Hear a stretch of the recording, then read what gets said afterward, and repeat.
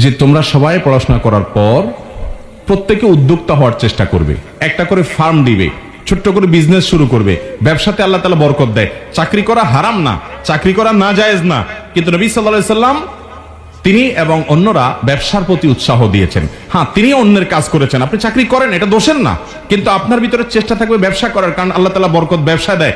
নবীগণের বেশিরভাগই এই জাতীয় কাজকে উৎসাহিত করেছেন। নবী সাল্লাল্লাহু আলাইহি সাল্লাম বলেছেন, আফদালুল কাসবি কাসবুল ইয়াদ, সবচেয়ে উত্তম কামাই হলো হাতের কামাই, নিজের হাতের কামাই।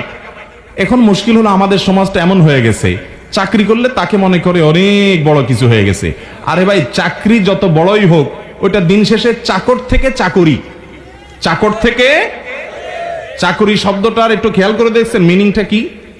চাকর, চাকর বুঝেন? এখন আপনি চাকরি করবেন, আপনার বলি এ চাকর ভাই এদিকে আসেন, আপনি তো আমারে ঘুষি মারবেন নাকের উপরে, বলে এই লোক ছোট করলো কেন আমাকে, আমি চাকর নাকি? তো চাকরি কেন হয়? কারোর চাকরগিরি করে সেজন্য কি বলে? আমি ছোট করছি না, আমি এই শব্দটার বাস্তবতা বোঝাচ্ছি। আপনি যত বড় পদে চাকরি করেন, আপনি বড় চাকর, আরেকজন ছোট পদে চাকরি করে, সে ছোট চাকর। মুসলমান যুবকরা উদ্যোক্তা হবেন, উদ্যোক্তা। উদ্যোক্তা হওয়া বুঝেন?